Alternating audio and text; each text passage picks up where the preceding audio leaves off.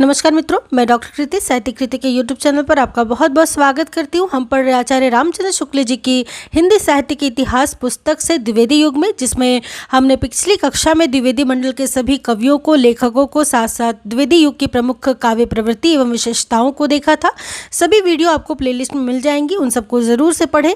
और आज की कक्षा में पढ़ेंगे द्विवेदी मंडल के बाहर की काव्य भूमि जो थी और उस काव्य भूमि में कौन कौन से कवि एवं रचनाकार रचनाएं कर रहे थे। तो आज इसी विषय वस्तु पर हम पूरी कक्षा करेंगे, क्योंकि द्विवेदी मंडल के जो बाहर के कवि थे उनमें से बहुत सारे कवियों ने बहुत ज़्यादा महत्वपूर्ण कुछ रचनाएं लिखी हैं जो कि हर वर्ष परीक्षा में आपको देखने को मिलते हैं। तो आज उन सब विषय वस्तुओं को जो कि मुख्य बिंदु हैं उन पर केवल हम चर्चा करेंगे इस कक्षा में, और देख लेंगे कि द्विवेदी मंडल के बाहर की जो काव्य भूमि थी और बाहर के जो कवि थे उन्होंने कौन कौन सी रचनाएं की थी जो कि परीक्षा की दृष्टि से बहुत महत्वपूर्ण होंगी। तो हम देखेंगे द्विवेदी मंडल की बाहर की जो प्रमुख काव्य भूमि थी और उसके अंतर्गत जो मुख्य रचनाकार थे वो थे, जिनमें मुख्य लिखते हैं शुक्ल जी, राय देवी प्रसाद पूर्ण, पंडित नाथुराम शर्मा शंकर, पंडित गया प्रसाद शुक्ल स्नेही जी, पंडित सत्यनारायण कविरत्न, लाला भगवान दिन, पंडित राम नरेश त्रिपाठी, पंडित रूप नारायण पांडे। ठीक है, तो इस प्रकार आप देख ही सकते हैं कि कितने सभी महत्वपूर्ण कवि है। राम नरेश त्रिपाठी का नाम तो बहुत सारी रचनाओं के साथ जुड़ा हुआ है। ठीक है, इसके साथ साथ भी बाकी के जो रचनाकार है वो भी बहुत महत्वपूर्ण कुछ रचनाएं इन्होंने लिखी है। तो उन सभी को आज हम इस कक्षा में देखेंगे। सबसे पहले हम बात करेंगे राय देवी प्रसाद पूर्ण जी की। तो पूर्ण जी की बात करें तो इनकी एक रचना जो अक्सर हमें परीक्षाओं में देखने को मिलती है वो है वसंत वियोग।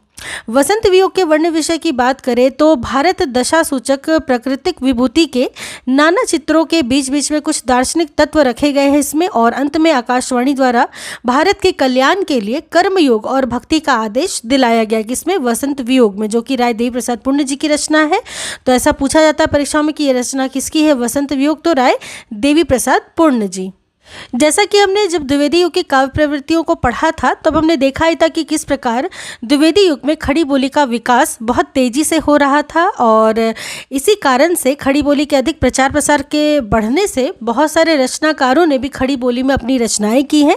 तो राय देवी प्रसाद पूर्ण जी के रचनाओं को देखें जो कि खड़ी बोली में की इन्होंने, तो वो थी अमलतास, वसंत वियोग, स्वदेशी कुंडल, नए सन का स्वागत 1910, नवीन संवत्सर का स्वागत 1967 इत्यादि ये रचनाएं जो थी वो थी खड़ी बोली में। ठीक है, कौन कौन सी, अमलतास, वसंत वियोग, स्वदेश कुंडल, नए सन का स्वागत तथा नवीन संवत्सर का स्वागत। बात करें स्वदेशी, देशोद्धार आदि पर उनकी अधिकांश रचनाएं जो थी वो थी इति वृत्तात्मक पद्य। ठीक है, तो ये सभी जो रचनाएं थी वो थी पद्य में। और वसंत वियोग की बात करें तो ये बहुत बड़ी कविता है। ठीक है, इसके वर्ण विषय की बात हम करें तो सबसे पहले तो ये कविता है, इसकी शैली कि ये क्या है, पद्य में है और कविता है, और जिसमें कल्पना अधिक सचेष्ट मिलती है। इसमें भारत भूमि की कल्पना एक उद्यान के रूप में की गई है। किस रूप में, उद्यान के रूप में वसंत वियोग में भारत भूमि की कल्पना की गई है। प्राचीन काल में यह उद्यान सत्व गुण प्रधान तथा प्रकृति की सारी विभूतियों से संपन्न था। यद्यपि कुछ यशस्वी महापुरुष जैसे विक्रमादित्य ऐसे कुछ काल के लिए उसे संभालते दिखाई पड़ते हैं इस रचना में, पर उसकी दशा गिरती ही जाती है। अंत में उसके माली साधना और तपस्या के लिए कैलाश मानसरोवर की ओर जाते हैं, जहां आकाशवाणी होती है कि विक्रम की 20वीं शताब्दी में जब पश्चिमी शासन होगा तब उन्नति का आयोजन होगा। ठीक है, तो ये इसका वर्ण विषय है, किसका, वसंत वियोग कविता का। वहीं अमलतास जो उनकी द्वितीय रचना है तो उसकी बात करें तो अमलतास नाम की छोटी सी कविता में कवि ने अपने प्रकृति निरीक्षण का परिचय दिया है। ग्रीष्म में जब वनस्थली के सारे पेड़ पौधे झुलसे से रहते हैं और कहीं भी प्रफुल्लता नहीं दिखाई देती है, उस समय अमलतास चारों ओर फूल कर अपनी पीत प्रभा फैला देता है। ठीक है, तो इस प्रकार हमने यहाँ दो रचनाओं का वर्ण विषय देखा, वसंत वियोग और अमलतास, ये दोनों किसकी, राय देवी प्रसाद पूर्ण जी की। ठीक है, चलेंगे हम अपने कवि अगले जो है उनकी ओर। अगले जो हमारे कवि हैं वो है पंडित नाथुराम शर्मा शंकर जी। ठीक है, या नाथुराम शंकर शर्मा जी। तो शंकर जो है ये उनका उपनाम है, तो आप ध्यान रखिएगा, शंकर उपनाम है इनका। और कहते हैं कि बहुत सुंदर समस्या पूर्ति करते थे, समस्या पूर्ति में बड़े सटीक और सुंदर करते थे। तो इस दृष्टि से भी नाथुराम शर्मा शंकर जी का काफ़ी नाम है समस्या पूर्ति के संदर्भ में। इनकी मुख्य रचनाओं की बात करें तो एक रचना जो कि पूछी जाती है परीक्षा में वो है गर्भरंडा रहस्य। ठीक है, नाथूराम शर्मा शंकर जी की है और ये एक बड़ा प्रबंध काव्य है जो उन्होंने विधवाओं की बुरी परिस्थिति और देव मंदिरों के अनाचार आदि दिखाने के उद्देश्य से लिखा था।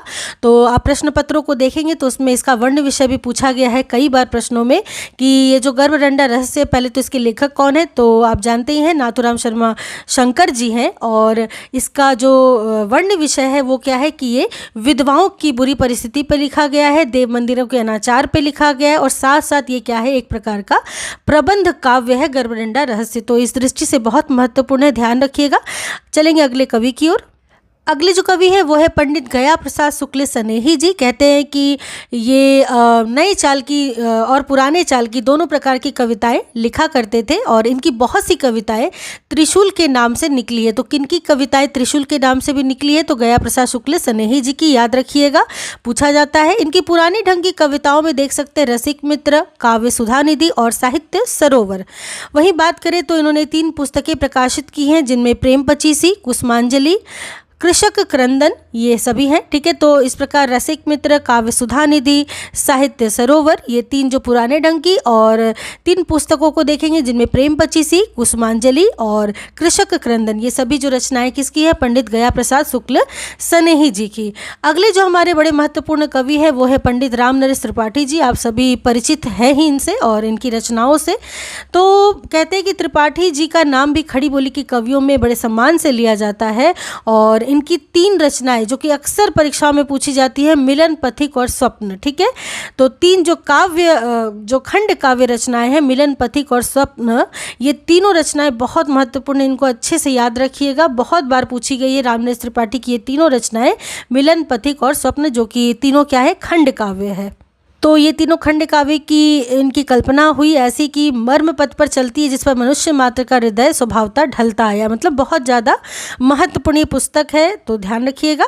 वहीं शुक्ल जी लिखते हैं कि त्रिपाठी जी ने भारत के प्राय सभी भागों में भ्रमण किया है, इससे इनके प्रकृति वर्णन में स्थानगत विशेषताएं अच्छी तरह आ सकी है। इनके पथिक में, नामी है पथिक, ठीक है, तो पथिक में दक्षिण भारत के रम्य दृश्यों का बड़ा ही विस्तृत समावेश हुआ है। इसी प्रकार इनके स्वप्न में उत्तराखंड और कश्मीर की सुषमा सामने आई है। ठीक है, तो बात करें पथिक की, तो पथिक क्या है, दक्षिण भारत के रम्य दृश्यों की सुंदर इसमें विस्तृत समावेश इसमें किया गया पथिक में। वहीं स्वप्न में उत्तराखंड और कश्मीर की सुषमा को इन्होंने सामने रखा है। तो इस प्रकार ये सभी इनका कह सकते हैं वर्ण विषय है। आगे चलेंगे अपने अगले कवि की ओर। अगले हमारे कवि है स्वर्गीय लाला भगवान दीन जिनके इनके बारे में बात करें तो ये बुंदेलखंड में व्यतीत हुआ था प्रारंभिक काल और परंपरागत पुरानी संस्कृति, अभी भी बहुत कुछ देश की परंपरागत जो संस्कृति थी इनमें बनी हुई थी। इनके बारे में जो सबसे ज़्यादा महत्वपूर्ण है वो है कि हिंदी शब्द सागर के संपादकों में वे एक थे। ठीक है, यानी कि स्वर्गीय लाला भगवान दीन जो थे वो हिंदी शब्द सागर के संपादकों में से एक थे और कविता में वे अपना उपनाम दीन रखते थे। ठीक है, तो लाला भगवान दीन जो था तो दीन इनका क्या था, उपनाम था। वहीं आगे बात की जाए तो वीर छत्राणी, वीर बालक और वीर पंचरत्न, ठीक है, तो इस ढंग के उनके 3 काव्य मिलते हैं। तो 3 काव्य बड़े महत्वपूर्ण है, वीर छत्राणी, वीर बालक और वीर पंचरत्न, ये जो कि भगवान दीन की रचनाएं हैं, तो इनको ध्यान रखिएगा। लाला भगवान दीन की जो फुटकल कविताओं का संग्रह मिलता है उसका नाम है नवीन बीन या नदी में दीन। ठीक है, तो ध्यान रखिएगा, इनकी फुटकल कविताओं का एक संग्रह है नवीन बीन या नदी में दीन। अगले जो कवि है वो है पंडित रूपनारायण पांडे जी। रूपनारायण पांडे जी की जो कविता है वन विहंगम, ये कभी कभी परीक्षाओं में अक्सर देखने को मिली है, वन विहंगम, तो विशेष रूप से इनके लिए याद रखिएगा रूपनारायण पांडे जी का वन विहंगम नामक कविता। अगले जो कवि है उनको देखेंगे जिनका नाम है सत्यनारायण कविरत्न जी। तो पंडित सत्यनारायण कविरत्न जी के बारे में हम देखें तो ये मुख्यतः वियोगी हरि के समान इनका सत्यनारायण कविरत्न जी का जो जन्म है संवत 1936 और मृत्यु 1975, ठीक है, हुआ था। भी ब्रज की मधुर वाणी सुनाते थे, तो ये ब्रज की मधुर वाणी सुनाने वाले कवि थे। रीतिकाल के कवियों की परंपरा पर ये नहीं चल करके वे या तो भक्ति काल के कृष्ण भक्त कवियों के ढंग पर चले हैं, ठीक है, अथवा भारतेंदु काल की नूतन कविता की प्रणाली पर चले हैं। ब्रजभूमि, ब्रजभाषा और ब्रजपति का प्रेम उनके हृदय की संपत्ति थी। तो सत्यनारायण कविरत्न मूलतः ब्रजभूमि, ब्रजभाषा और ब्रजपति के प्रेम से जुड़े हुए थे। ठीक है, तो ये जो है ये इनके बारे में विशेषता कह सकते हैं कि एक परिचय है। और इनकी रचनाओं की बात करें तो उत्तर रामचरित और मालती माधव के अनुवादों में श्लोकों के स्थान पर उन्होंने बड़े मधुर सवैये रखे हैं। तो श्लोकों के स्थान पर क्या रखे इन्होंने? सवैये रखे सत्यनारायण कविरत्न जी ने। वही मकाले के अंग्रेजी खंड काव्य होरेशस का पद्यबद्ध अनुवाद भी इन्होंने बहुत पहले ही किया था। किसके? मकाले के अंग्रेजी खंड काव्य जो था उनका, मकाले का होरेशस, इसी का पद्यबद्ध अनुवाद किया था सत्यनारायण कविरत्न जी ने।